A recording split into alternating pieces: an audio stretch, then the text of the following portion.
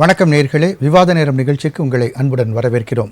இன்று நாம் விவாதிக்கக்கூடிய தலைப்பானது எடப்பாடி பழனிசாமியின் திடீர் டெல்லி பயணம் அரசியல் கூட்டணியை மாற்றும் பயணமாக மாறுமா? முன்னறிவிப்பு இல்லாத பயணத்தால் எழும் சந்தேகம், பிஜேபியுடன் மீண்டும் உறவை புதுப்பிக்கிறதா அதிமுக என்ற தலைப்பில் தான் நாம் இன்று விவாதிக்க இருக்கிறோம். எடப்பாடி பழனிசாமி அவர்கள், அதிமுகவின் பொதுச் செயலாளரும் முன்னாள் முதலமைச்சருமான திரு எடப்பாடி பழனிசாமி அவர்கள் இன்று திடீர் டெல்லி பயணம் மேற்கொண்டுள்ளார். அது பல்வேறு கேள்விகளை எழுப்பியிருக்கிறது. தற்போது சட்டமன்றத்தில் பட்ஜெட் தொடர்பான விவாதம் நடைபெற்று கொண்டிருக்கும் இந்த வேளையில் அவருடைய திடீர் டெல்லி பயணம், எந்த முன்னறிவிப்பும் இல்லாத இந்த டெல்லி பயணம் மிக அதிகமான கேள்விகளை எழுப்பியிருக்கிறது. தொடர்ந்து திமுக கட்சியால் தொடர்ந்து விமர்சிக்கப்பட்டு வந்தது பாஜக அதிமுக கூட்டணி பின்னால் அமையும் என்று மறைமுக கூட்டணி தான் அவர்களுக்குள் இருக்கிறது என்று தொடர்ந்த விமர்சனமாக இருந்தது. அதன் பிறகு அதிமுகவின் பொதுச் செயலாளர் அவர்கள் தொடர்ந்து இதை மறுத்து வந்தார். எங்களுக்கும் பாஜகவிற்கும் எந்த உறவும் கிடையாது என்று மறுத்து வந்தார். அண்ணாமலை அவர்களும் கிட்டத்தட்ட இதே பதிலை தான் கூறி வந்தார். சில நாட்களாக இந்த காட்சிகள் மாறியதை நம்மால் காண முடிந்தது. திமுக மட்டும்தான் எங்களுடைய எதிரி என்று எடப்பாடி பழனிசாமி அவர்கள் தொடர்ந்து பத்திரிகையாளர் சந்திப்பில் தெரிவித்து வந்தார். அண்ணாமலை அவர்களும் எடப்பாடி அவர்களை விமர்சிப்பதை தொடர்ந்து தவிர்த்தே வந்திருக்கிறார். இவைகள் எல்லாமே அதிமுகவும் பாஜகவும் மீண்டும் கூட்டணி அமைக்கும் என்ற ஒரு தகவலை தெரிவித்து வந்த சூழ்நிலையில் தற்போதைய அவருடைய டெல்லி பயணமானது இந்த ஒரு விஷயத்தை உறுதிப்படுத்தும் விதமாக இருப்பதாக தகவல்கள் தெரிவிக்கின்றன. இன்று சட்டமன்றத்தில் மு.க. ஸ்டாலின் அவர்களுமே கூட தெரிவிக்கையில் அவர் டெல்லி சென்றிருக்கிறார், யாரை சந்திக்க இருக்கிறார் என்ற தகவல் தங்களுக்கும் தெரியும். அப்போது அவர் மும்மொழி கொள்கை பற்றியும் தொகுதி மறுவரையறை பற்றியும் பேச வேண்டும் என்றும் அவர் தெரிவித்திருந்தார். ஆனால் இது முக்கியமாக தமிழக பிரச்சனை சார்ந்து அவர் சென்றிருக்கிறாரா அல்லது கூட்டணி கணக்குகளை துவக்குவதற்காக சென்றிருக்கிறாரா என்ற ஒரு மிகப்பெரிய கேள்வி இருக்கிறது. அது பற்றி தான் நாம் இன்று விவாதிக்க இருக்கிறோம். விவாதத்திற்கு செல்லும் முன் நமது விருந்தினர்களை வரவேற்போம். முதலாவதாக இணையம் வழியாக நம்முடன் இணையும் அதிமுகவின் திரு ஜோதிகுமார் அவர்களை வரவேற்போம். வணக்கம் சார். வணக்கம் சார். அரங்கில் நம்மோடு இணையும் முன்னாள் அதிமுக நிர்வாகி திரு ஆவின் வைத்தியநாதன் அவர்களை வரவேற்போம். வணக்கம். வலதுசாரி சிந்தனையாளர் சாய் சுதாகர் அவர்களை வரவேற்போம். வணக்கம். அரசியல் விமர்சகர் டாக்டர் இரா சேயோன் அவர்களை வரவேற்போம். வணக்கம். திரு ஜோதிகுமார் சார், சொல்லுங்க சார், எடப்பாடி அவர்களுடைய டெல்லி பயணம் உங்களுடைய பார்வை?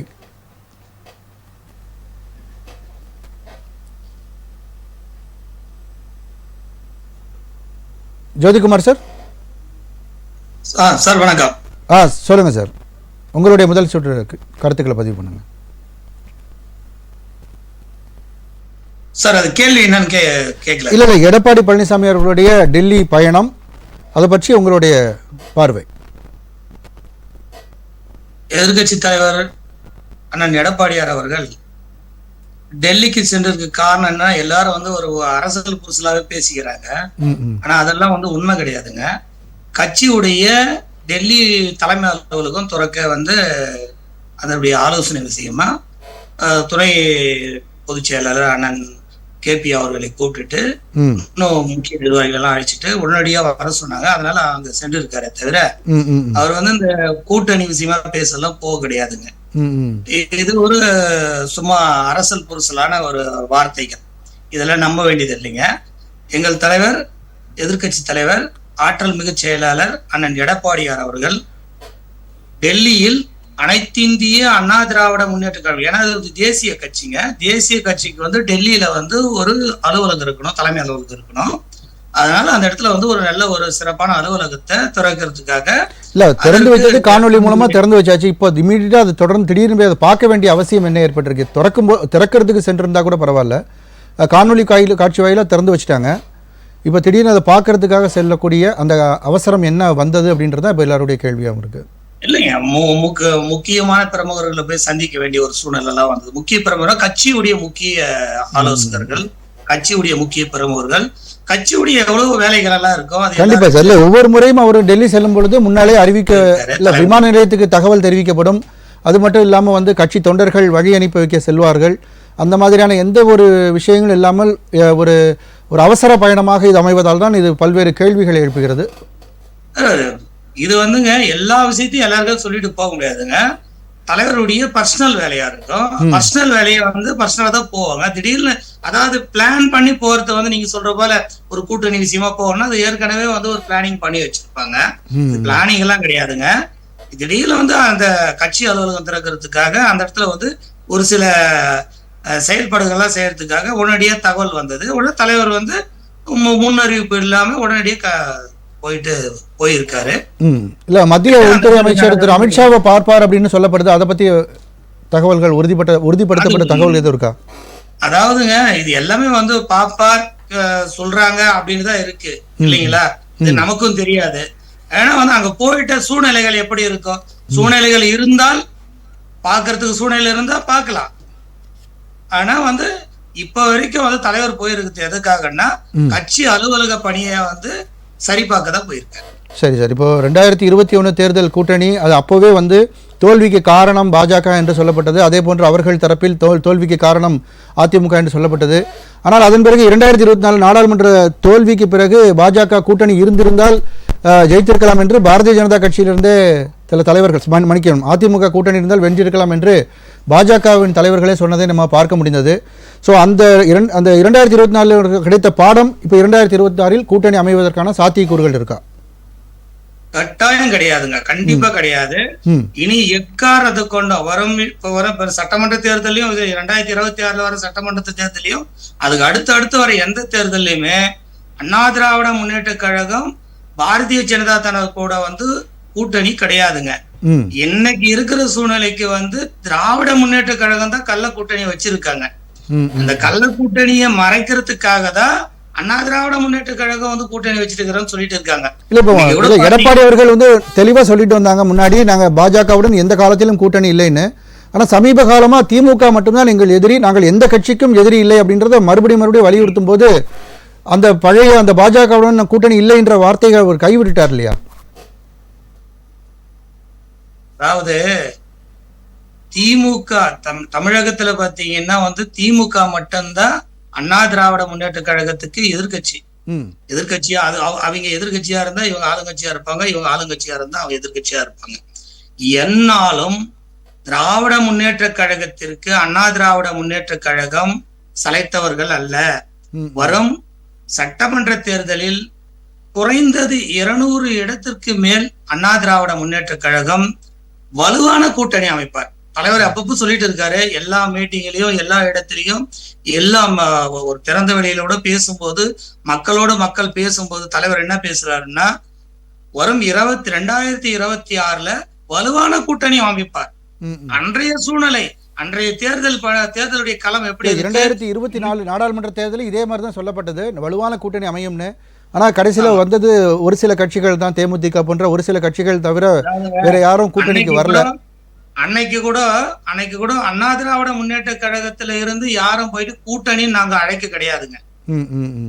இன்னைக்கும் கூட்டணின்னு யாரையும் அழைக்க மாட்டோம். கூட்டணி நல்ல கூட்டணி வரவங்கள கட்டாயம் தலைவர் அவர்கள் சேர்த்துக்குவாங்க. என்னைக்கும் அண்ணா திராவிட முன்னேற்ற கழகம் வந்தாரை வாழ வைக்கும். என்னைக்குமே புரட்சி தலைவர் இருக்கும் பொழுதுல இருந்து, அண்ணாதுரை இருக்கும் பொழுதுல இருந்து, புரட்சி தலைவி அம்மா இருக்கும் பொழுதுல இருந்து, இன்னைக்கு அண்ணன் எடப்பாடியார் இருக்கும் பொழுது இருந்து. ஆனா ஓபிஎஸ் சசிகலா தவிர யார் வந்தாலும் ஏத்துப்பீங்க? ஓபிஎஸ் சசிகலா மட்டும் வந்தா அவங்கள வந்து ஏத்துக்க மாட்டீங்கன்னு சொல்றாரு அவர். அது துரோகிங்க. கழகத்துல இருந்து ஏறி வந்த ஏணிய புறங்காலால் எட்டி மிதிச்சுட்டு போனவங்க, அவங்க எல்லாம் இயக்கத்துக்கு வரவே முடியாது. அதனால 4 கோடி தொண்டர்களும் வந்து எதிர்பார்க்கல அவங்கள.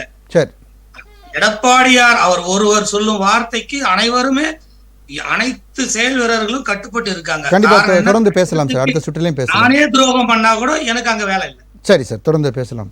திரு சாய் சுதாகர் சார், இன்றைய எடப்பாடி அவர்களுடைய பயணம் ஒரு அரசியல் கூட்டணிக்கான ஒரு வியூகம் வகுப்ப சென்ற ஒரு பயணமாக அமையுமா? நீங்கள் வந்து ஒரு கட்சியிலிருந்து தலைவர் போயிருக்காரு, அவரே எவ்வளோ சங்கோஜப்பட்டார் பதில் சொல்கிறதுக்குன்னு நீங்கள் பார்த்தீங்க.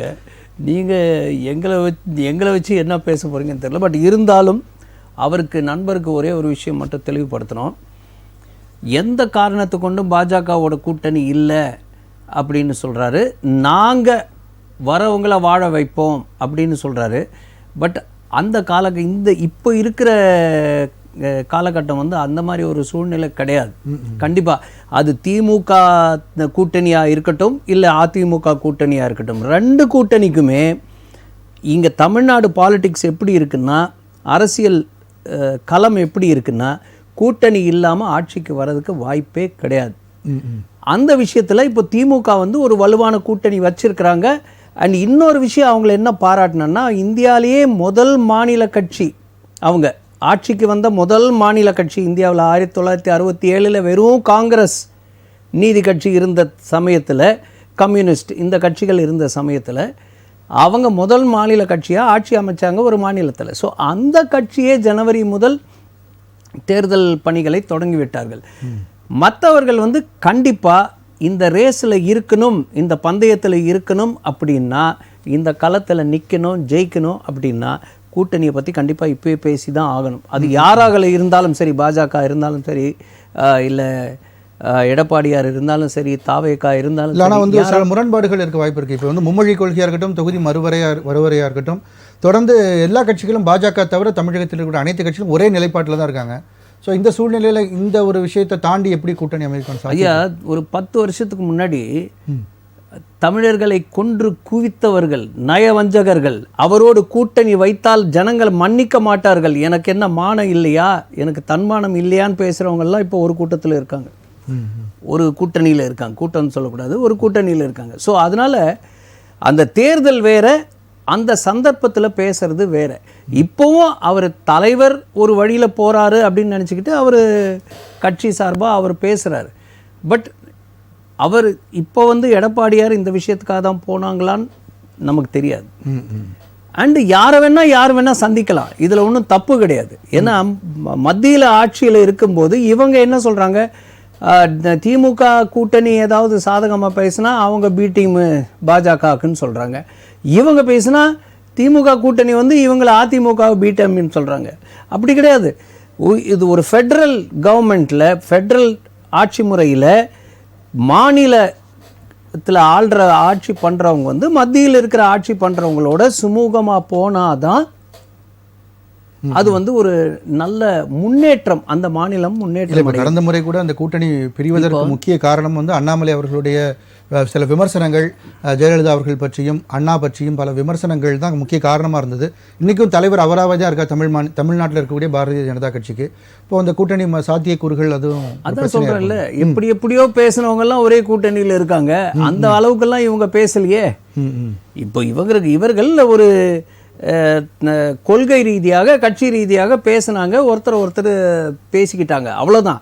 இது வந்து அந்த அளவுக்கு ஸ்ட்ராங் பேச்செல்லாம் யாருமே. இதே திருமாவளவன் அவர்கள் கூட ஒரு 2 எலெக்ஷன் முன்னாடி தனியாக ஒரு கூட்டணியில் தானே இருந்தாங்க. அப்போ என்னெல்லாம் பேசியிருக்காங்க, மக்கள் நல கூட்டணியில் இருக்கும்போது என்னெல்லாம் பேசியிருக்காங்க திமுகவை பற்றி. அவங்கெல்லாம் ஒன்றா சேரலையா? அதனால அந்த களத்தில் அவங்க வந்து வெவ்வேறு காரணத்துக்காக. இப்போ இன்னொன்று எடுத்துக்கோங்களேன், மக்கள் நீதி மையம் எடுத்துக்கோங்க, எதுக்காக கட்சி ஆரம்பிச்சாங்க? ஒரு டிவியை உடைத்து எதுக்காக கட்சி ஆரம்பிச்சாங்க? இப்போ எங்கே போய் நிற்கிறாங்க? அதனால் தேர்தல் களத்தில் என்ன வேணால் நடக்கலாம், என்ன வேணால் மாறுதல்கள் வரலாம், யார் வேணால் யாரோட வேணால் சேரலாம், யார் வேணால் பிரியலாம். இப்போ இந்த கூட்டணி வலுவாக இருக்குது, இன்னி வரைக்கும் திமுக கூட்டணி வலுவாக தான் இருக்குது. இதில் நிறைய அரசியல் பிரமுகர்கள் என்ன சொல்லியிருக்காங்கன்னா, அவங்கவுங்க வீடியோ ரிலீஸ் பண்ணும்போது, இந்த மாதிரி செய்தியாளர்கள்கிட்ட பேசும்போது, கூட்டணி இல்லாமல் திமுக கூட்டணியை வீழ்த்த முடியாது அப்படின்றத ரொம்ப ஆணித்தரமாக அழுத்தமாக சொல்லியிருக்காங்க. அதனால ஒரு கூட்டணி அமைச்சு தான் ஆகணும். அதுக்கு பேச்சுவார்த்தைக்கு போயிருந்தா அது ஒன்றும் தப்பு கிடையாது, அதுக்கும் போயிருக்கலாம். ஆனால் இவங்க வந்து என்ன சொல்லி அனுப்புறாங்கன்னா, அந்த மறுபரிசீலனை பற்றி பேசுங்கன்னு. அந்த இல்லாத கூட்டத்துக்கு டீ ஆத்துறாங்க அந்த மாதிரி. இன்னும் அதை பற்றி மத்திய அரசாங்கம் பேசவே இல்லை. அது வந்து முறையாக ஒரு கமிட்டி வைக்கணும், வச்சு தான் அதை வந்து கொண்டு வரணும். சரி சரி சரி. அதனால அதெல்லாம் நடக்கிறதுக்கு முன்னாடி இவங்க ஒரு கூட்டத்தை கூட்டுறாங்க, ஒரு மீட்டிங் நடத்துகிறாங்க, அதை பற்றி எதிர்கட்சி தலைவர்கிட்ட ஒரு வேண்டுகோள் வைக்கிறாங்க, நீங்கள் போகும்போது அதை பற்றி பேசுங்கன்னு. இது வந்து ஒரு முடிவே இல்லாமல் போயிட்டே இருக்குது. கண்டிப்பாக அடுத்த வீட்டில் பேசலாம். திரு ஆவின் வைத்தியநாதன் சார், உங்களுடைய பார்வையில் இன்றைக்கி எடப்பாடி அவர்களுடைய டெல்லி பயணம், ஏற்கனவே நம்ம இந்த அரங்கத்தில் சொன்ன மாதிரி 10 நாள் டைம் சொன்னேன். அந்த 10 நாளில் இப்போ டெல்லிக்கு போனது முக்கியமாக அவங்களோட கூட்டணி பேசுறதுக்கு தான், தொகுதி உடன்பாடு பேசுறதுக்கு தான் போகிறாங்க. ஆல்ரெடி கூட்டணி பேசி முடிஞ்சு போச்சு.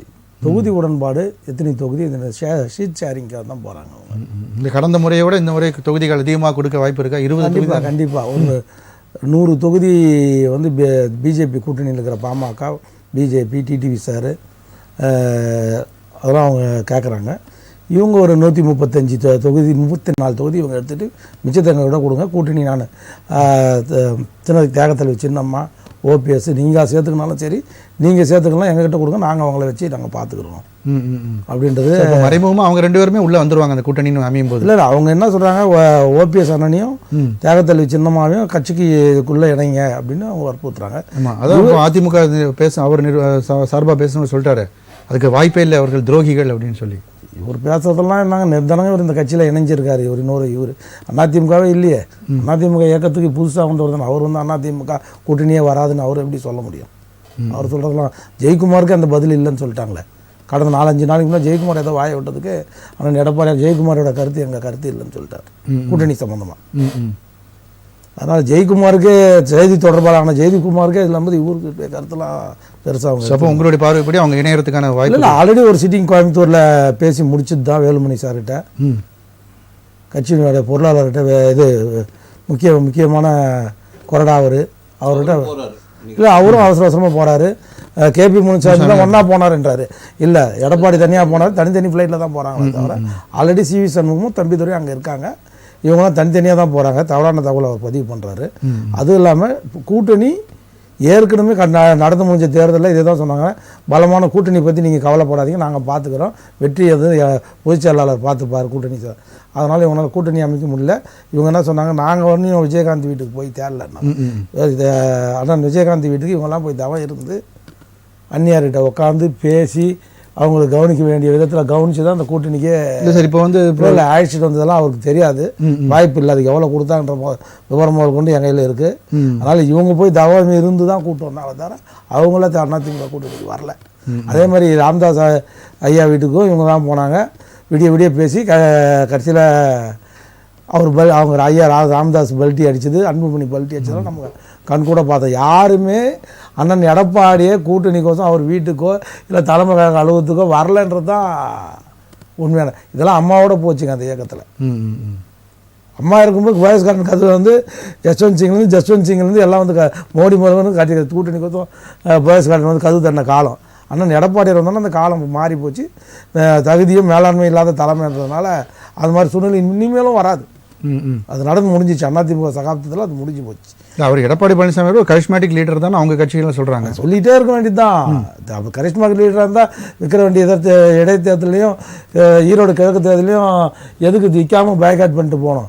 ஏற்கனவே நான் சொல்ல புள்ளி விவரம் வந்து 2024 பிஜேபியோட தனித்து ஓட்டு 11.8% வாக்கு, கூட்டணியோட பாமக மற்ற இதர கட்சியோட வாக்குலாம் டிடிவி தினகரன்லாம் சேர்த்து 18.4% வாக்கு பெற்று பாமக கடைசி வரைக்கும் அதிமுக வரும் தான் திடீர்னு ஒரே விஷயம் தாங்க மாறிச்சுன்னு தெரியல. 18.4% ஓட்டு அவங்க பெற்றிருக்கிறாங்க. அதிமுக வாங்கின ஓட்டு 21%. இந்த ரெண்டுத்தையும் கூட்டினா கிட்டத்தட்ட 39-39லேருந்து 40% சொன்னாங்க. கண்டிப்பா சேர்ந்து தான் நிறைய வேலுமணி அண்ணனும் சொன்னார் 30-35 வெற்றி பெற்றுக்கொண்டாரு. இதே தான் எச் ராஜா வந்து சொன்னார். டிடிவி தினகரன் நாங்கள் சொன்ன மாதிரி நீங்கள் ஒரு 13 சீட்டு கொடுத்து சேர்த்துருந்தாலும் எங்ககிட்ட கொடுத்துருந்தீங்கன்னா கூட 2021 சட்டமன்ற தேர்தல் நம்ம கையை விட்டு போயிருக்காரு. மீண்டும் எடப்பாடி முதல்வராக வந்திருப்பார். அனைத்து இந்திய அண்ணா திராவிட முன்னேற்ற கழகம் 3வது முறையாக தொடர்ந்து ஆட்சி கட்டத்தில் இருந்திருக்கோம். இது எடப்பாடி நானே ஜெயிச்சிருன்ற அகந்தியில் ஏற்பட்ட தோல்வி தானே தவிர மக்கள் வெறுத்து போய் அதிமுக ஓட்டு போடாமல் போல. இது நாளாக பிரிஞ்சு கிடக்கிறதுன்றது நிதர்சனமான உண்மை. அதை யாரும் மறைக்க முடியாது, எதுவும் பண்ண முடியாது. இது வெற்றி ஒன்று சேரணும், ஒன்று சேர்த்தாதான் அவங்க பிஜேபி வந்து மிக தெளிவாக சொல்லிட்டாங்க. ஒருங்கிணைந்த அனைத்து இந்திய அண்ணா திராவிட அன்னைக்கு எப்படி 1989 ராஜீவ்காந்தி சட்டமன்றத்தில் அம்மா ஜெயலலிதாவுக்கும் ஜானகி அம்மாவுக்கும் என்ன சொன்ன, ஒருங்கிணைந்த அதிமுகவுக்கு தான் நான் எங்களுடைய ஆதரவுன்னு வெளிப்படைத்தன்மை எப்படி அன்னைக்கு காங்கிரஸ் சொல்லிச்சோ அதே வார்த்தையாக ஆணித்தரமாக பிஜேபி இப்போ சொல்லுது. அதிமுகவோட கூட்டணி வச்சதுக்கு நாங்கள் தயார், அதில் எந்த வித மாற்ற கருத்தும் இல்லை. ஆனால் பிளவுபட்ட அனைவரும் ஒருங்கிணைய வேண்டும்.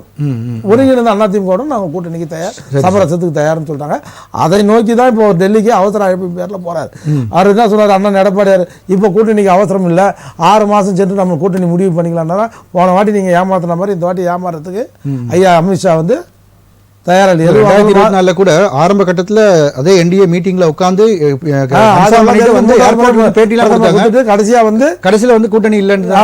அதனால இப்போ எதுவாக இருந்தாலும் மார்ச் 31ஆம் தேதிக்குள்ள சொல்லுங்கள், நாங்கள் வந்து கூட்டணி வேறு சீரமைக்கணும், இல்லை நாங்கள் தனித்தே டபுள் இன்ஜின் ஆட்சியை தமிழ்நாட்டுக்கு கொண்டு வரதான் சரி ஆலோசனை பண்ணணும். எதுவாக இருந்தாலும் எனக்கு 31க்குள்ளே கெடுவ ஓகே சார் அவர் விதிச்சிருக்காங்க. இதுதான் வந்து பிஜேபியோட நிலைப்பாடு.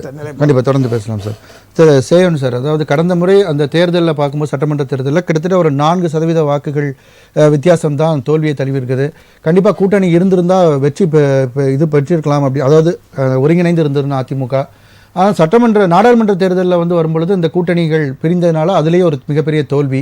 ஸோ இந்த 2026 தேர்தல் இந்த கூட்டணியோட அமையுமா? உங்கள் அரசியல் விமர்சகராக உங்களுடைய பார்வை. இல்லை, 2021 சட்டமன்ற தேர்தலினுடைய நிலைப்பாடும் 2024 பாராளுமன்ற தேர்தல் நிலைப்பாடும் இன்றைக்கு தமிழகத்தினுடைய அரசியல் நிலைப்பாடும் வேற. அப்போ வந்து 2021லையும் 24லையும் மத்திய அரசு மீதோ மோடி மீதோ இவ்வளவு வெறுப்பு இல்லை. இன்னைக்கு தமிழகத்தில் என்ன நிலவுதுன்னா இந்தி திணிப்பு, இந்த தொகுதி வரையறை கீழ் தமிழகத்துக்கு ஒரு 8 தொகுதிகள் இழக்கக்கூடிய நிலை, தமிழகத்துக்கு கொடுக்க வேண்டிய நியாயமான நிதியை கொடுக்காதது, மத்திய கல்வி அமைச்சர் தர்மேந்திர பிரதான் தமிழர்களை பற்றி பேசியது, இதெல்லாம் இன்றைக்கு தமிழக மக்களிடையே விவாத பொருளாக இருக்குது. இன்றைய தினம் எடப்பாடி பழனிசாமி ஏன் டெல்லி சென்றுள்ளார்னு எல்லாம் பேசிகிட்டு இருக்காங்க. எதுக்காக டெல்லி சென்றுள்ளார் என்றால் பாஜகவுடன் கூட்டணி வைப்பதற்காக தான் டெல்லி சென்றிருக்கிறார். அதாவது ரொம்ப நாளாக திமுக வந்து என்ன சொல்லிக்கிட்டு இருந்ததுன்னா பிஜேபியும் ஏடிஎம்கேவும் கள்ள கூட்டணின்னு சொன்னது. அது இன்னைக்கு உண்மை என்று தெள்ள தெளிவாகிறது. பூனைக்குட்டி இன்னைக்கு வெளில வந்துட்டு, பையிலேருந்து இன்னைக்கு பூனைக்குட்டி வெளில வந்துட்டு. எடப்பாடியை பொறுத்தவரையும் அவருடைய ஒரே கொள்கை என்னன்னா நம்பிய மக்களை நம்பிக்கை துரோகம் செய்வது. இந்த விவாதத்துக்கு வரக்குள்ள நான் பல தெருக்கள் வழியாக வரக்குள்ள பல இடங்களில் எடப்பாடி குல்லா போட்டுக்கொண்டு ஒரு போஸ்டர் ஒட்டி இருந்தது. சிறுபான்மையின் தோழன் எடப்பாடி அழைக்கிறார் இஃப்தார் நோம்புக்குன்னு. இன்னைக்கு சிறுபான்மை மக்களை நம்ப வைக்கிறார் தான் சிறுபான்மை மக்களுடைய தோழன் என்று. ஆனால் இன்றைக்கு பாரதிய ஜனதாவுடன் கூட்டணி வைப்பதற்காக அது வெளியேறும். அது மட்டும் இல்ல, தமிழ்நாட்டை பொறுத்தவரை இன்னைக்கு அவர் அதிமுகலேருந்து சேர்ந்த நண்பர் சொல்றாரு கட்சி தலைமை அலுவலகம் திறக்க போறாரு, சட்டமன்றம் நடைபெறும் நேரத்தில் இது தேவையா? இன்னைக்கு என்ன விவாதம் நடக்குது சட்டமன்றத்தில்? முக்கியமாக நகராட்சி நிர்வாகத்துறையினுடைய உள்ளாட்சி கோரிக்கை, மானிய கோரிக்கை நடக்குது. இன்னைக்கு இந்த மானிய கோரிக்கையில் இன்னொன்று சிறப்பு என்னன்னா எடப்பாடிக்கு புதிய பேருந்து நிலையம் கட்டுவதற்கு இன்றைக்கு நிதி ஒதுக்கி இருக்கிறார்கள். இந்த மாதிரி ஒரு முக்கியமான ஒரு உள்ளாட்சியினுடைய மானிய கோரிக்கை நடைபெறும் பொழுது மக்கள் பிரச்சனையை மறந்துட்டு எடப்பாடி வந்து போறதுங்கிறதே ஒரு சந்தர்ப்பவாதம். எடப்பாடியை பொறுத்தவரையும் அவருடைய பழைய வரலாறை பார்த்தீங்கன்னா 2017 ஊர்ந்து போய் சசிகலாவை வந்து தாயேன்னு சொல்லி பதவி வாங்கினார். பின்பு சசிகலா சிறைக்கு சென்ற பிறகு அந்த அம்மாவையே கட்சி விட்டு நிற்கினார். அது எடப்பாடியினுடைய முதல் துரோகம். ரெண்டாவது துரோகம், துணை முதலமைச்சர்னு சொல்லி பன்னீர்செல்வத்தை போட்டு அமுக்கி இரட்டை தலைமை, நம்ம 2 பேரும் இரட்டை தலைமையாக கட்சியை நடத்துவோம்னு சொல்லி அவரை நம்ப வச்சு ஆட்சி முடிஞ்சு 2021 முடிஞ்ச உடனே ஒற்றை தலைமைன்னு சொல்லி பன்னீரை கட்டி விட்டு கட்சியை விட்டு நீக்கி இன்னைக்கு கட்சி வேட்டி கூட பன்னீர்செல்வம் கட்ட முடியாத ஒரு நிலைக்கு பழனிசாமி பண்ணிட்டார். மூணாவது துரோகம் என்னன்னு பார்த்தீங்கன்னா 2017 2021 வரையும் இந்த ஆட்சியில் இருக்கணுங்கிறதுக்காக மத்திய அரசு என்னெல்லாம் சொன்னிச்சோ ஒரு அடிமையாக கையை கட்டி கொண்டு அவர்கள் சொன்ன இடத்திலே கையெழுத்து போட்டு மோடி தான் என் டாடி அப்படின்னு சொல்லி பண்ணிட்டு 2021 ஆட்சி முடிஞ்சு அந்த கூட்டணியும் தேர்தலில் தோத்த பிறகு கூட்டணியை முறித்து மோடிக்கும் டாட்டா காட்டினார். நாலாவதாக என்ன நடந்தது, 2024 பிரேமலதாவை என்னுடைய சகோதரி தேமுதிகவுடன் கூட்டணி அமைந்த பிறகு இந்த பாராளுமன்ற தேர்தலுக்கு பிறகு ராஜ்யசபாவில் ஒரு சீட்டு தரேன்னா அந்த அம்மாவை நம்பி கூட்டணி வச்சுது. இப்போ என்ன சொல்கிறாரு, நான் அதை மாதிரி சொல்லவே இல்லை அப்படிங்கிறார். இதனால் எடப்பாடி பழனிசாமி என்னன்னா அவரை பொறுத்தவரையும் சந்தர்ப்பவாதம். மக்களுக்காக என்றைக்குமே எந்த போராட்டத்தையும் சந்தித்ததே இல்லை. இன்றைக்கி சட்டமன்றம் நடக்குது, ஒரு எதிர்க்கட்சி தலைவர் நகராட்சி நிர்வாகத்துறை உள்ளாட்சி விவாதம் நடக்கக்குள்ள சட்டமன்றத்தில் உட்கார்ந்து கொண்டு மக்கள் பிரச்சனையை பேச வேண்டுமா அல்லது டெல்லி போகிறது அவசியமா? டெல்லி போகணுன்னா சனி ஞாயிறு சட்டப்பேரவை விடுமுறையில் இருந்தது, இல்லைன்னா வர சனி ஞாயிறு திங்கள் செவ்வாய் 4 நாள் விடுமுறை, அப்போ டெல்லி போகலாம். இன்னைக்கு டெல்லி போவதற்கு அவசியம் என்ன? பிஜேபியுடன் கூட்டணி அமைப்பதற்கு. ஏன் கூட்டணி அமைக்கணும்னா இன்னைக்கு எடப்பாடி பழனிசாமிக்கு 2 பிரச்சனை இருக்குது. ஒன்று, ஒரு பக்கம் சசிகலா பன்னீர்செல்வம், இன்னொரு பக்கம் தேர்தல் கமிஷன், இரட்டை இலை முடக்கக்கூடிய ஒரு சூழல் இருக்கு. அதுலேருந்து தப்பிக்கணும். முன்னாள் அதிமுக அமைச்சர்கள் கோடிக்கணக்கில் பணம் சம்பாதித்து விட்டார்கள். அதை அமலாக்கத்துறை மூலம் மத்திய அரசு மிரட்டுது. இந்த ரெட்டலையும் காப்பாற்றிக்கணும், நம்ம அமைச்சர்கள் தன்னையும் காப்பாற்றிக்கணுங்கிறதுக்காக இன்றைக்கு பாரதிய ஜனதா கட்சியிடம் மண்டியிடுவதற்காக தான் அவர் டெல்லி சென்று இருக்கிறார். வேற காரணம் இல்லை. இன்னொன்று, டெல்லி போகிறவங்க எடப்பாடி பழனிசாமி அவங்க அண்ணன் சொன்னாங்க, அதிமுகலேருந்து பேசின முக்கிய பிரமுகர்களை சந்திக்க எல்லா விஷயத்தையும் எல்லாத்தையும் சொல்ல முடியாது, பர்சனல் விஷயமாக சென்றிருக்கலாம். எல்லா விஷயத்தையும் எல்லாத்தையும் சொல்ல முடியாதுங்கிற ஒரு மக்கள் தலைவர் அல்ல. மக்கள் ஒரு சட்டமன்றத்திலே ஒரு எதிர்க்கட்சி தலைவராக இருக்கக்கூடியவருக்கு பொறுப்புகள் நிறையா இருக்குது. சட்டமன்றத்துக்கு வந்து அமர்ந்து விவாதங்களில் கலந்து கொள்ள வேண்டுமே ஒழிய, அன்னைக்கு கூட நான் என்ன பேசுகிறேன்னு கேட்டுட்டு நீங்கள் வெளிநடப்பு செய்யுங்கன்னு முதலமைச்சர் வேண்டுகோள் விடுத்த போதும் அதை காதில் வாங்காமல் அன்றைக்கு வெளிநடப்பு செய்யறது இன்னைக்கு அவர் எதிர்கட்சியா வந்து திமுக இருக்கும்போது இந்த மாதிரியான வெளிநடப்புகள் அதாவது இந்த வெளிநடப்பு 2 வெளிநடப்புக்கும் வித்தியாசம் இருக்கு. திமுக வெளிநடப்பு செய்யக்குள்ள திமுகவை பேச விடல. அப்போ சபாநாயகர் தனபால் திமுகவை பேச விடல. திமுகவுடைய குரல் நெரிக்கப்பட்டது. பேச விட முடியாத காரணத்தினால திமுக வெளிநடப்பு செஞ்சது. இப்ப முதலமைச்சர் நான் பேசுறத கேளுங்க, இதே மாதிரி நிர்மலா சீதாராமன் திமுக எம்பிக்களை பார்த்து நான் பேசுறத கேளுங்க, இல்லைன்னா டிவிலேயே போய் பாருங்கன்ற அளவுக்கு சொல்ல வேண்டிய, அப்பவும் அவங்கள பேச்சு கேட்காம அவங்களும் வெளிநடப்பு இல்ல. அங்க பாராளுமன்றத்திலயும் அதே பிரச்சனை. பாராளுமன்றத்துல தாமரை படம் போட்ட டிஷர்ட் போட்டுட்டு வரலாம், ஃபேர் டீலிமிட்டேஷன் டிஷர்ட் போட்டு வந்தா டிஷர்ட் போட்டுட்டு வராதாங்கிறாரு சபாநாயகர். ஒரு ட்ரெஸ் கோடுக்கு வந்து இந்த உடைதான் அணிந்து வர வேண்டும். அதாவது இந்தியாவை பொறுத்தவரை பல்வேறு மொழிகள், பல்வேறு கலாச்சாரங்கள், பல்வேறு துணிமணிகள் போடக்கூடிய ஒரு மாநிலம், வேற்றுமையில் ஒற்றுமை காணக்கூடிய மாநிலம். இந்த மாநிலத்தில் இந்த ட்ரெஸ்ஸை போட்டுட்டு வராதன்னு சொல்றக்கூடிய அளவுக்கு ஒரு கட்டுப்பாடு, அந்த அளவுக்கு ஜனநாயக ஸ்லோகன் தான் பிரச்சனை. ட்ரெஸ்னா அந்த ட்ரெஸ் பத்தி இல்ல, ஸ்லோகன். அந்த ஸ்லோகன் வந்து எந்த அளவுக்கு பாதிக்குது? அந்த ஸ்லோகன் வந்து ஒரு ஜனநாயக எதிர்ப்பு தானே. அதை வந்து காட்டுறதுல அவங்களால அதை கூட சகித்து கொள்ள முடியவில்லை. சரி சார். ஒரு திரு ஜோதிகுமார் சார், அதாவது இங்கே பேசின எல்லாருமே சொன்னது கண்டிப்பாக கூட்டணி விஷயமா தான் இது இருக்கும், வேறு எதுக்கான சாத்தியக்கூறுகளும் இல்லை அப்படின்ற மாதிரியான பதிவுகள் தான் நம்ம பார்க்க முடிஞ்சது. உங்களுடைய பார்வை? அதாவது சகோதரர் சொன்னாரு, சட்டமன்ற நடக்கிற நேரத்துல, முக்கிய விவாதம் நடக்கிற நேரத்துல எதிர்கட்சி தலைவருக்கு அங்க என்ன வேலைன்னு. ஃபர்ஸ்ட் சட்டமன்றத்துல சமநீதியா ஒரு எதிர்கட்சி தலைவர்களுக்கும் எதிர்கட்சி ஒரு எம்எல்ஏக்களுக்கும் கிடைக்கக்கூடிய ஒரு நியதி அங்க பறிக்கப்படுகிறது. ஏன்னா எல்லாருக்குமே தெரியும், ஒரு சட்டசபையில மக்களுக்கு தேவையான நீதிகளை பேசும்போது, சலுகைகளை கேட்கும் போது மைக்கு கொடுத்து கூட சபாநாயகர். சரி சொல்லுங்க. சின்ன குறுக்கீடு. சொல்லுங்க. அதாவது சட்டமன்றத்தில் நம்ம ஆளுங்கட்சியாக இருந்தாலும் இல்லை அவங்க எதிர்கட்சியாக இருந்தாலும் தளபதி ஸ்டாலின் வந்து எப்படி சட்டையெல்லாம் கீழ்ச்சின்னு வந்து அதை வந்து வெளியில் புறக்கணித்து அதை எப்படிலாம் வெளியில் வந்து ஷூட்டிங்கில் ஷூட் பண்ணதெல்லாம் நம்ம பார்த்தோம். மக்களோட கவனத்தை எப்படிலாம் திசை திருப்பினதெல்லாம் பார்த்தோம். இன்னைக்கு முக்கியமாக இல்லை இன்னைக்கு முக்கியமாக சட்டமன்றத்தில் ஒரு முக்கியமான பெரிய நகராட்சி 4500 கோடி ஒதுக்குனாங்க. இது வரைக்கும் அந்த மழைநீர் வடிகாலில் தண்ணியே போல. அது சம்பந்தம் எப்ப கேட்டாலும் 85% பூர்த்தி ஆயிடுறாங்க. முதல் நாளானது 4.5 வருஷம் இதே தான் சொல்றாங்க. அதை பத்தி எதிர்கட்சி தலைவர் வந்து நீங்க முக்கியமா சட்டமன்றத்தில் பேச வேண்டிய நேரத்தில் அவர் போயிட்டாரு. அது மட்டும் முக்கியம் இல்ல, அதோட முக்கியமான விஷயம், ஒரு மும்மொழி கோயில தீர்மானம் நிறைவேற்றாங்க. பாமக வந்து தமிழக வாழ்வு உரிமை கட்சியில இருந்து எல்லாமே சட்டசபையில முக்கியமா தீர்மானம் நிறைவேற்றி டெல்லிக்கு மத்திய அரசுக்கு அனுப்ப போறாங்க. அந்த தீர்மானத்தெல்லாம் புறக்கணிச்சிட்டு அவ்வளோ வேகமா டெல்லி பிளைட்டை பிடிச்சி ஓட வேண்டிய அதிமுகவுக்கு ஆதரவு தான் கண்டிப்பா. இதனுடைய அர்த்தம் என்ன, இதனுடைய மர்மம் என்ன, அவருடைய கருத்துக்கள் இங்க பதிவுபட்டிருக்கு இல்லையா? எங்க நகராட்சி தலைவர் வேலுமணி அண்ணா இல்ல, சரி, எதிர்கட்சி தலைவர் இல்ல, கேபி முன்சாமி அண்ணா இல்ல, எல்லாமே டெல்லிக்கு அவ்வளவு அவசரமான பிளைட்டை பிடிச்சி போக வேண்டிய அவசியம் இல்ல. நான் அதனுடைய அர்த்தத்தை நான் சொல்லி முடிச்சார், அதுக்கும் சேர்த்து ஒரே ஒரு ஒட்ட வரிதான். அனைத்து இந்திய அண்ணா திராவிட முன்னேற்ற கழகம் பிஜேபி தலைமை, தமிழ்நாட்டில் பிஜேபி தலைமையில கூட்டணி. சரி, அது என்ன அந்த வார்த்தையை ஜோதிகுமார் கூட்டணி ஒரே நிமிஷம் அவர் பேசி முடிக்கிட்டோம். சொல்லுங்க. இப்போ சட்டசபையில வந்து இங்க சமூக நீதி இல்ல, சமூக நீதி பறிக்கப்படுகிறது. இருந்தாலும் ஒண்ணு எமர்ஜென்சின்னும் போது எவ்வளவு முக்கியமா, ஏற்கனவே எதிர்கட்சி தலைவரான அண்ணன் எடப்பாடியார் அவர்கள் சின்ன சின்ன விஷயம் இருந்தாலும் வந்து சட்டசபையில மக்களுடைய பிரச்சனைகளை எடுத்து டைரக்டா கொண்டு செல்பவர். அப்படியாப்பட்டவர் வந்து டெல்லிக்கு உடனடியா போயிருக்காருன்னா முக்கிய விஷயம் எதனா இருக்கும், அவர் சொல்லுவாரு. செய்தி ஊடகங்களுக்கு தகவல் சொல்லுவார் நாளைக்கு. எப்ப இருக்கும்? இப்போ சகோதரர் சொன்னாரு, ஊர்ந்து சென்றுதான் பதவி வாங்கினாரு, துரோகம் செஞ்சாருன்றாரு.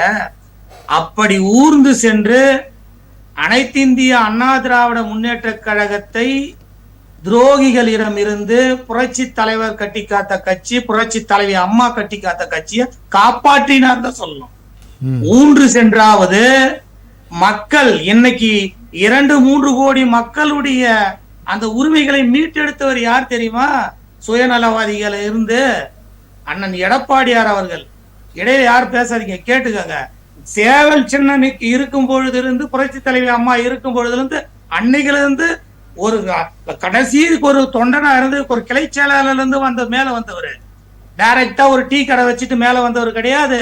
ஒரு வீட்டு வேலை செஞ்சுட்டு ஒரு பெண்மணியா இருந்து வேலை வந்தவங்க கிடையாது.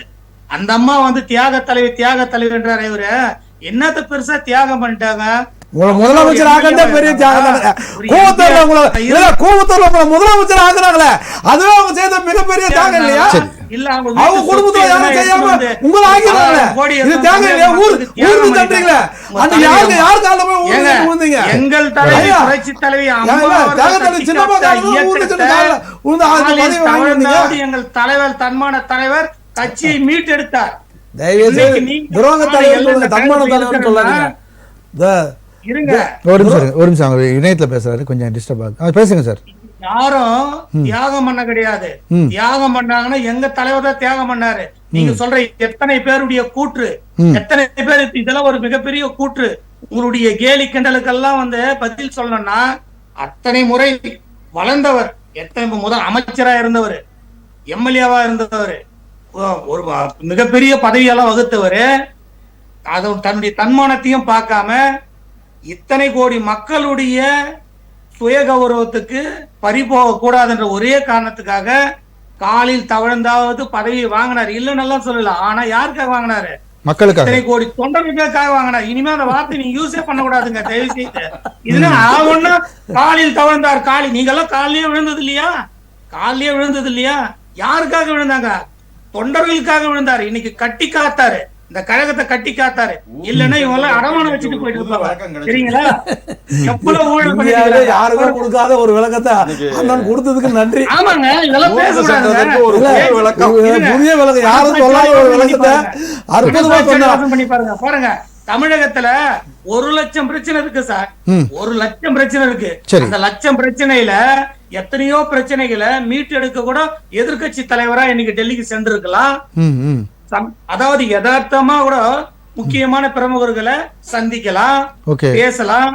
ஏன் ஒரு எதிர்கட்சி தலைவர் போயிட்டு ஒரு முக்கிய பிரமுகர்களை சந்திக்கலாம்? சட்டமன்றத்துல மிக முக்கியமான ஒரு தீர்மானத்தின் மீதான விவாதம் நடைபெறும் போதுதான் போகணுமா அப்படின்றது அவருடைய கேள்வி.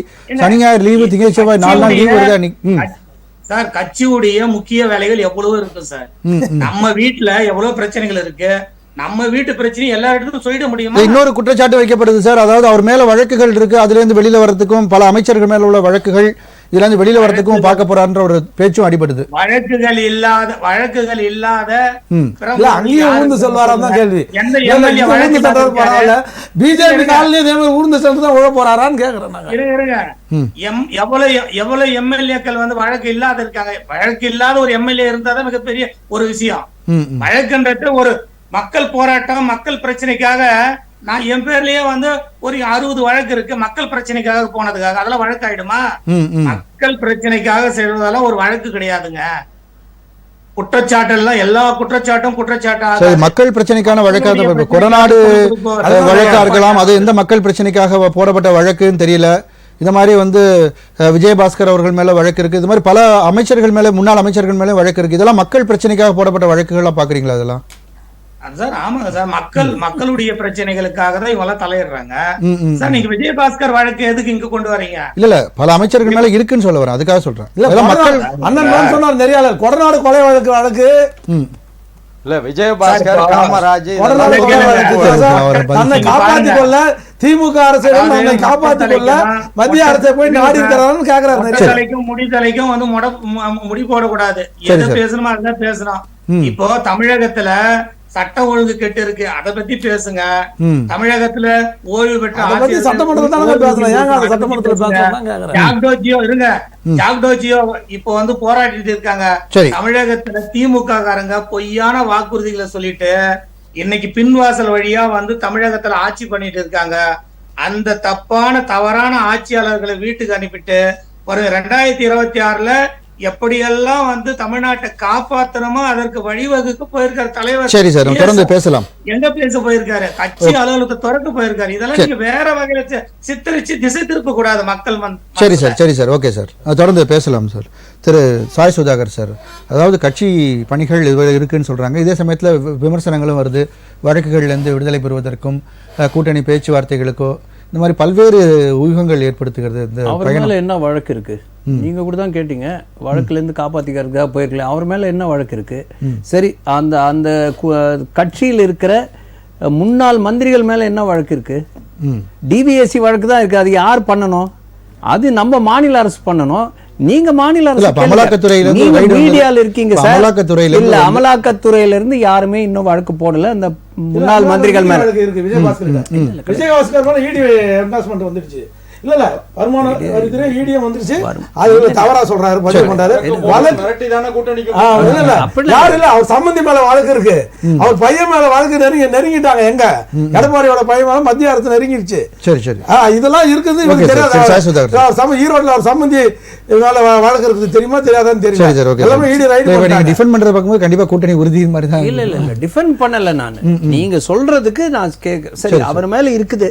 டிவிஎஸ்சி போட்ட வழக்கு என்ன கேளுங்க, சட்டமன்றத்தில் கேளுங்க, நீங்க மீடியால இருக்கு சொல்றாங்க. கவர்னர் அனுமதி கொடுக்க மாட்டாரு. கவர்னர் அனுமதி கொடுத்தா தானே டிவிஎஸ்சி வழக்கு கொஞ்சம் பேச அலோவ் பண்ணுங்க சார். அவருடைய நேரம் சொல்லுங்க. டிவிஎஸ்சி வழக்குக்கு கவர்னர் ஏங்க கொடுக்கணும்? போலீஸ் வச்சு அரெஸ்ட் பண்ண வேண்டியதானே? அப்படி பண்ண முடியாது. யார் சொன்னது பண்ண முடியாது? முன்னாள் அமைச்சருக்கு அந்த இம்யூனிட்டி கிடையாது. சுப்ரீம் கோர்ட் கடந்த வாரம் கூட சொன்னாங்க. இல்ல கோர்ட் ஹை கோர்ட் சுப்ரீம் கோர்ட்ல கடந்த வாரம் கூட சொன்னாங்க உங்களுக்கு அனுமதி கொடுக்க சொல்லுங்க. ராஜேந்திர பாலாஜி கேஸ் வரும்போது கூட அத சொன்னாங்க. எங்களுக்கு அனுமதி மறுக்கப்படுது. இதே சுப்ரீம் கோர்ட் தான் கேட்டிருக்குது. நீங்க நேத்து உங்களுக்கு ஜாமீன் கொடுத்த உடனே இன்னைக்கு போய் மந்திரி ஆகியிருக்கீங்களே, இது கரெக்டா? இன்னும் மந்திரியா நீங்க தொடரணுமா? இது சரியா? அப்படின்னு சுப்ரீம் கோர்ட் இதை கூட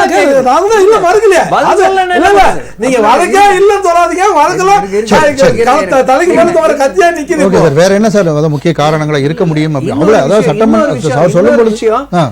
எதிர்கட்சிகளும் சரி, இவங்கள மாதிரி அந்த கட்சியில இருந்து பிரிஞ்சு வந்தவர்களும் சரி, என்ன சொல்ல வராங்கன்னா, ஈடியை வச்சு மத்திய அரசாங்கம் மிரட்டி இவங்களை சேர்க்க வைக்கும் அப்படின்னு இவங்க பேசுறாங்க. அப்போ இது வரைக்கும் இவங்க வந்து ஆட்சிக்கு வந்து 10 வருஷம் தான் ஆகுது. தேசிய ஜனநாயக கூட்டணி ஆட்சிக்கு வந்து 10 வருஷம் தான் ஆகுது. அப்போ இவங்க வந்து ஒரு 30 ஆண்டு காலம் ஆட்சி பண்ணாங்க. மத்திய அரசாங்கத்துல கூட்டணியில இருந்தாங்க. மத்த காங்கிரஸ் ஆட்சி பண்ணுச்சு. அந்த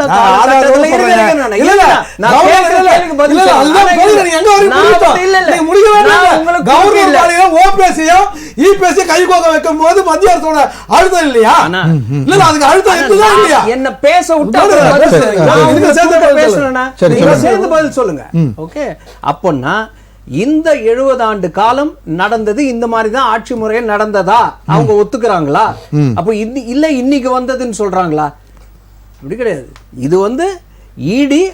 ஆனா இப்போ வந்து இங்க இவங்க ரெய்டு பண்றதெல்லாம் அது சட்டம் தன் கடமையை செய்யும். அங்க அந்த சென்ட்ரல்ல இருந்து ஒரு ஏஜென்சி ரெய்டு பண்ணா அவங்க வச்சு ரெய்டு பண்றாங்க. அப்படி கிடையாது. அவங்க இண்டிபெண்டா பண்ணிக்கிட்டு தான் இருக்கிறாங்க.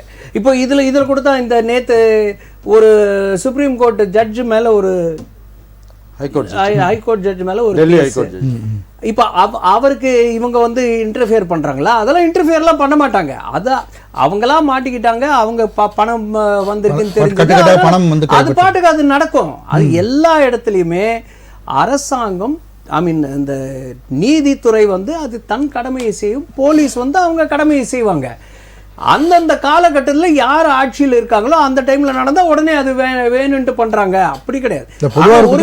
பிஜேபிக்கு வந்துட்டு அவங்கள வந்து வாஷிங் மிஷின்ல போட்டு எடுத்து வந்து இருங்க. அதுக்கும் அஜித் குமார், அதாவது நான் சொல்றேன், இதுக்கு தான் தமிழக மக்கள் என்ன பண்ணணும்னா, நேஷனல் மீடியால டெய்லி பார்க்கணும். நம்ம தமிழ்நாடு மீடியால இதெல்லாம் மறைக்கப்படுது. பிரதமரே பதில் சொல்லியிருக்காரு. அதாவது இன்னைக்கு அஜித் பவார் மேல கூட கேஸ் இருக்குது, இன்னமும் நடக்குது. இவங்க சொல்ற அதே தத்துவம் தான் இங்க தமிழ்நாடுல நடந்தா அவர் மேல குற்றம் நிரூபிக்கப்படவில்லை, குற்றம் சாட்டப்பட்டிருக்குது, அவ்வளவுதான். அஜித் பவார் மேல கூட குற்றம் சாட்டி இருக்கிறார்கள், அவ்வளவுதான். அது நிரூபிக்கப்படல. நிரூபிக்கப்பட்டா எடுத்துருவாங்க. அந்த விளக்கத்தை பிரதம மந்திரியும் கொடுத்திருக்காரு. சோ இங்க நடந்தா ஒண்ணு, அங்க நடந்தா அது வேற. அப்படிதான் இந்த மக்களை வந்து எல்லாருமே ஏமாத்திக்கிட்டு இருக்காங்க. எல்லா கட்சிகளும் ஏமாத்திக்கிட்டு இருக்கு. இதேதான் டெல்லி அரவிந்த் கெஜ்ரிவால் மாட்டிலே மனுஷோட மாட்டிலே குற்றம் இன்ன வரைக்கும் நிரூபிக்கப்படலையே. ஆனா மக்கள் அதை மக்கள்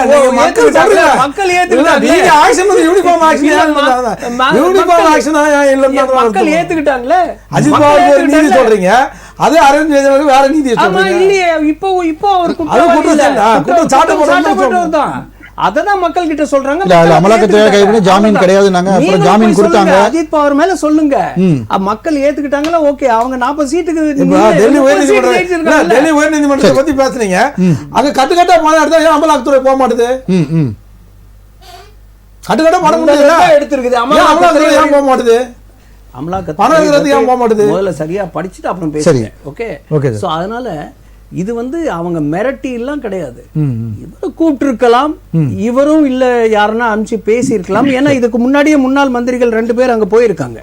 அண்ணனே தான் சொன்னாங்க, 2 நாள் முன்னாடி அங்க போயிட்டாங்க, அங்கதான் இருக்கிறாங்க. பேசி இருக்கலாம். நான் தான் சொன்னேன்ல, என்னுடைய முதல் சுற்றிலே நான் என்ன சொன்னேன், இன்னைக்கு இன்னொன்னு கூட்டணி மட்டும் கிடையாது, திமுகக்கு 40% மேல சப்போர்ட் இருந்தாலும் அவங்க வந்து அந்த கணிசமான இடங்கள் பெறவில்லை என்றால் கண்டிப்பா ஆட்சியில பங்கு அவங்க கூட்டணி கட்சிங்க கண்டிப்பா இப்பவே கேட்டுக்கிட்டு இருக்காங்க.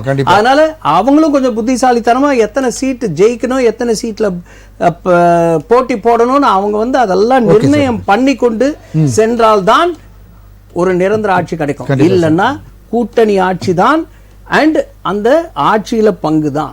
எந்த கூட்டணி வந்தாலும் இதுதான். எடப்பாடி அதுதான் அழைச்சிருக்காங்களா?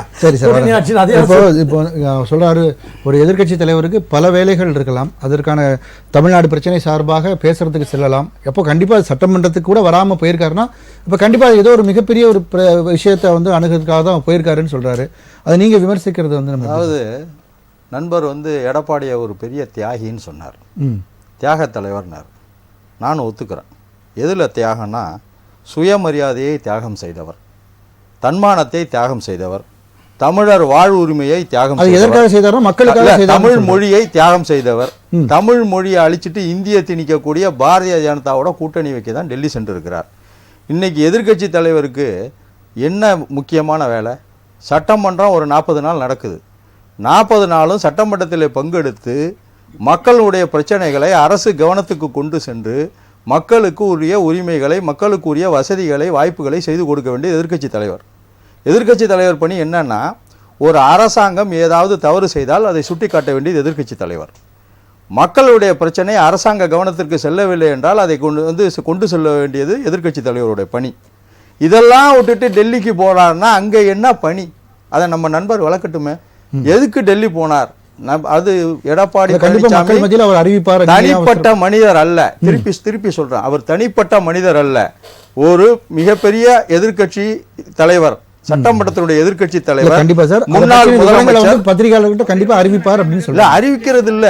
நான் இந்த மாதிரி ஏர்போர்ட்ல இறங்கின உடனே இன்றைக்கு நகராட்சி நிர்வாகத்துறையினுடைய மானிய கோரிக்கை நடக்குது, அதுல கூட நான் கலந்துக்காம டெல்லிக்கு வந்ததுக்கு காரணம் இதுதான் காலையிலே சொல்லியிருந்தாருன்னா இந்த விவாதத்துக்கே வேலை இல்லை. சொல்ல முடியாத காரணத்துக்கு சென்றதனால தான் அந்த போய் இறங்கக்குள்ள எடப்பாடி மூஞ்ச பாத்தீங்களா, பழனிசாமி மூஞ்ச பாத்தீங்களா, பார்க்கக்குள்ள அந்த முகம் வந்து மிகவும் சோகமாக இருந்தது. அப்ப ஏதோ ஒரு தனிப்பட்ட பிரச்சனைக்கோ இல்ல கூட்டணி அழுத்தத்திற்காக தான் சென்றிருக்கிறார். இன்னைக்கு சட்டமன்றம் நடக்கக்குள்ள சட்டமன்றத்தை புறக்கணித்து விட்டு செல்வதற்கான காரணம் என்ன என்பதை மக்கள் மன்றத்திலே எடப்பாடி பழனிசாமி விளக்க வேண்டும். சரி, இதை விட தனக்கு என்ன வேலை இருந்ததுங்கிறத சொல்லணும். இன்னொன்று நண்பர் சொன்னார், அஜித் பவார் மேலே வழக்கு இருக்குன்னாரு. அஜித் பவார் சரத்பவாருடன் சேர்ந்தபோது அவருக்கு இடி ரைடு எல்லாம் நடந்தது. சரத்பவார்லேருந்து உடைச்சிட்டு வந்து பாரதிய ஜனதா கட்சி வந்து ஆதரிச்சப்ப அவர் வந்து தூய்மை ஆயிட்டார். அதான் அப்போ தான் சொன்னாங்க, அந்த பிஜேபிங்கிற வாஷிங் மிஷினில் அஜித் பவாரை போட்ட உடனே தூய்மையாயிட்டார். 100 கோடி சொத்து வந்து அமலாக்கத்துறையால் கைப்பற்றப்பட்ட முடக்கப்பட்ட 100 கோடி சொத்து விடுவிக்கப்பட்டது. அதே நேரத்தில் அஜித் பவார் குற்றம் சாட்டப்பட்டவர்னா அரவிந்த் கெஜ்ரிவாலும் குற்றம் சாட்டப்பட்டவர் தானே. அரவிந்த் கெஜ்ரிவாலை கைது செய்த அமலாக்கத்துறை மத்திய அரசு அஜித் பவாரை ஏன் கைது செய்யலை? நீங்கள் இந்தியா முழுக்க பார்த்தீங்கன்னா காங்கிரஸ் எதிர்க்கட்சி தலைவர்களை அமலாக்கத்துறையை காட்டி காட்டி காட்டி இந்த பூச்சாண்டியை காட்டி குழந்தை அழுவையை நிறுத்துற மாதிரி சரி இப்போ அமலாக்கத்துறையை காட்டி நிறுத்துறாங்க. இன்னொன்று, இந்த 30 வருஷம் காங்கிரஸ் ஆண்டாங்க, அதில் திமுகலாம் கூட இருந்தாங்கன்னு சொன்னாங்க.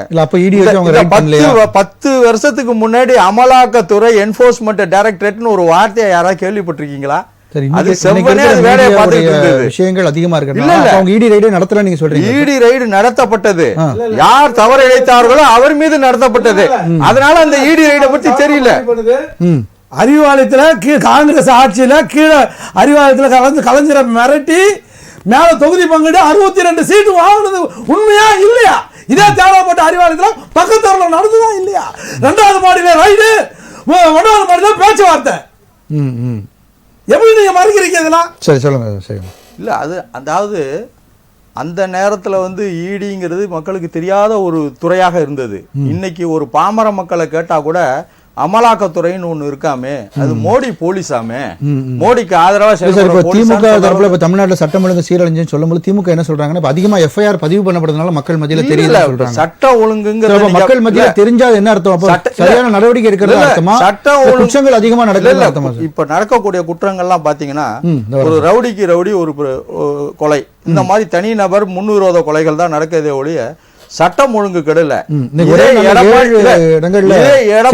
எடப்பாடி பழனிசாமி காலத்துல எனக்கு வந்து ஸ்டெர்லைட்ல துப்பாக்கி சூடு நடந்தப்ப நான் டிவியை பார்த்து தெரிஞ்சுக்கிட்டேன்னு சொன்ன முதலமைச்சர் ஒரு தாசில்தார் ஷூட்டிங் ஆர்டர் கொடுத்தாரு. கண்டிப்பா சார், தலைப்பு தொடர்பாக நிறைவு கருத்தையும் சேர்த்து பதிவு பண்ணிருங்க சார். நிறைவு கருத்து என்னன்னா, எடப்பாடி இன்றைக்கு டெல்லி சென்று இருப்பது பாரதிய ஜனதாவுடன் கூட்டணி அமைப்பதற்கு.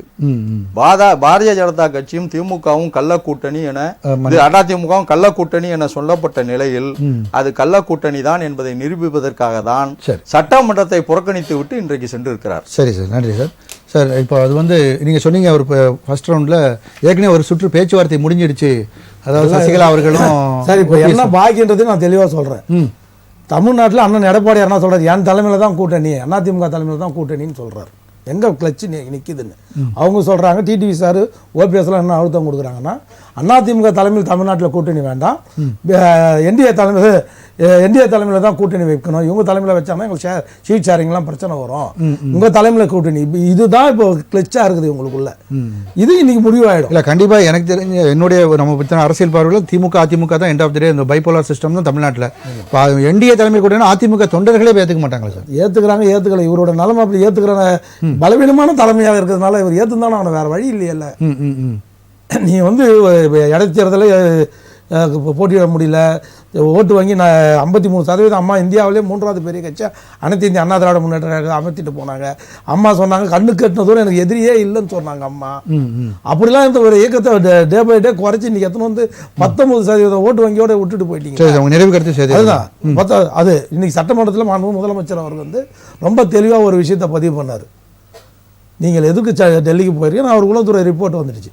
யாரை சந்திக்க போறீங்க? சட்டமன்ற குறிப்பேட்டில், வெளியில் ஏதோ பொது மீட்டிங்கில் பேசுகிற சட்டமன்ற குறிப்பேட்டில் இன்னைக்கு பதிவாயிருக்கு. யாரை சந்திக்க போறீங்களோ அவங்களிடத்துல முறையிடுங்கள்.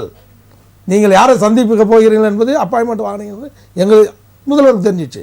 முதல்வர் என்ன சொல்றாரு? அவங்க கையில் அந்த இருமொழி கொள்கை போதும்னு சொல்லி இதோட நீங்கள் கூட்டணி பேசுறதோட சேர்த்து இதையும் பேசிட்டு வாங்கய்யா. அதே மாதிரி தொகுதி இதையும் பேசிட்டு வாங்க. நீங்க உங்களுடைய கூட்டணியில் தான் சேர போறீங்க. இது ரெண்டுத்தையும் நீங்க பேசிட்டு வாங்க.